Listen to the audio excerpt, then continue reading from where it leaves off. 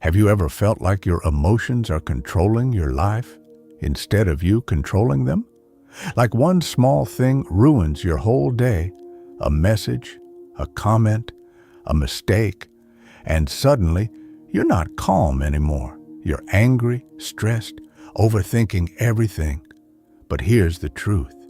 It's not your emotions that are the problem. It's what you do with them. And once you understand this, everything starts to change. You wake up in a good mood. Everything feels okay. Then something small happens. Someone ignores you. Your boss says something harsh. You see someone else doing better than you. And just like that, your mind starts racing. Why did they say that? Did I mess up? Why is my life like this? And now you're stuck, thinking, replaying, feeling worse with every minute. It's exhausting, right? And the worst part is, you know it's not helping, but you can't stop. You try to calm down, but your emotions feel stronger than you, like a wave pulling you under, and you just go with it every single time. But what if I told you there's a simple way to take control back? Not by suppressing your emotions, not by pretending you're okay, but by understanding them in a completely different way. This is something the Stoics practiced thousands of years ago, and it's powerful because it works in real life, in stress, in anger, in pain. And once you learn this one technique, you won't react the same way again. Let me tell you something most people don't realize. Your emotions don't come from what happens to you. They come from what you think about what happens. That's it. That's the shift. And it sounds simple, but it changes everything. Imagine this. You send a message to someone, they don't reply. Now, two things can happen. One person thinks, they're ignoring me. Maybe I said something wrong. And suddenly, anxiety starts. Overthinking begins. But another person thinks they're probably busy. And they move on. Same situation, different emotion. Why? Because of the story in their head. This is where the Stoic technique comes in. It's called separating facts from stories. Simple idea, hard to practice, but life-changing once you do. Because most of your suffering comes from the story, not the fact. Here's a real moment you probably lived through. You're at work, your boss calls you in. They say, we need to talk. That's it, just 5 words. Now your mind explodes. Am I in trouble? Did I mess up? Am I getting fired? Your heart starts beating faster. You feel tension, fear, stress. But here's the truth. Nothing has happened yet. There is no problem, only a sentence, only words. The rest, you created. And this is where things start to change, because once you catch this, you pause and you ask yourself, what actually happened? Not what you think, not what you fear, what actually happened. My boss said we need to talk. That's it. That's the fact. No meaning, no story, just reality. And suddenly, the emotion loses its power. But most people never stop there. They keep adding meaning. They keep feeding the story, and the emotion grows, stronger and stronger until it controls them. Let me tell you another story. A guy comes home after a long day. He's tired, stressed. His partner doesn't greet him the way he expected. No smile, no warmth, just silence. And in that moment, he feels hurt, angry, rejected. He thinks, they don't care about me anymore. And now he reacts. Cold tone, short answers, distance. But later, he finds out something. His partner had a terrible day. They were exhausted, nothing to do with him. And just like that, everything changes. See what happened? The emotion felt real, but it wasn't based on truth. It was based on assumption, And that's how most emotional pain works. Not from reality, but from interpretation. Now here's the part most people struggle with. You can't stop emotions from showing up. You're human. You will feel anger, fear, jealousy, sadness. That's normal. But you can choose what happens next. Think of it like this. An emotion knocks on your door. You can't stop the knock, but you decide whether to let it in or just observe it and let it pass. This takes practice because your mind is fast.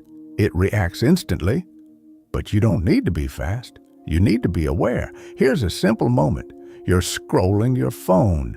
You see someone your age doing better than you. More success, more money, better life. And suddenly, you feel it. That tight feeling in your chest. Jealousy, comparison, doubt. Most people don't even notice it. They just sink into it. They start thinking, I'm behind. I'm not good enough. My life sucks. But here's the truth. That feeling didn't come from what you saw. It came from what you told yourself about it. Now imagine this instead. You pause. You notice the feeling. And you say, I feel jealous right now. Not, I am a failure. Not, my life is bad. Just, I feel jealous. That small shift changes everything because now you are not the emotion. You are observing it. And this is where your power is, not in controlling emotions, but in creating space between you and them. And here's something most people never realize. The strongest people you admire, they're not emotionless. They feel everything. The difference is they don't let emotions control their actions. They pause, they think, they choose. And that's what you're learning right now. Back to real life. Imagine you're in an argument. Someone says something that hurts you. Instant reaction. You want to fire back. Say something worse. Win the moment. But later, you regret it. You think, why did I say that?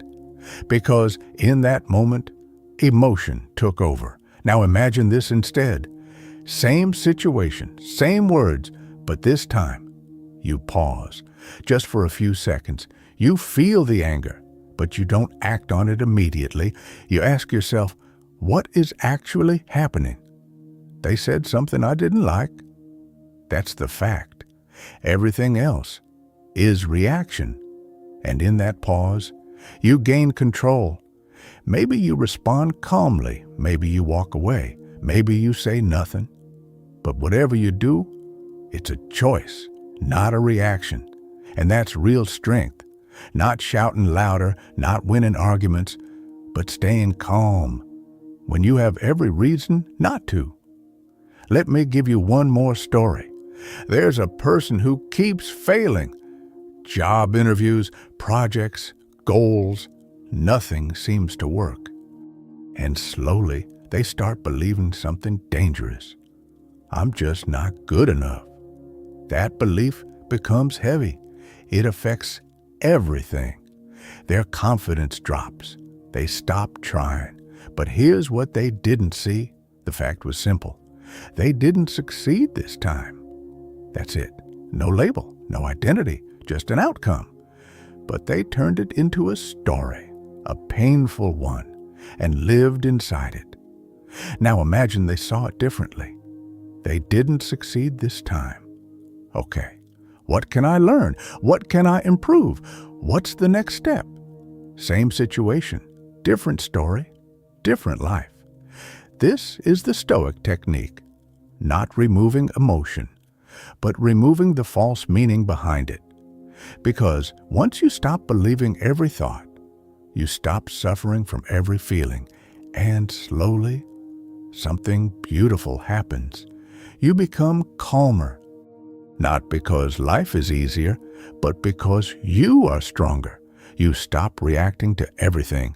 You stop taking things personally.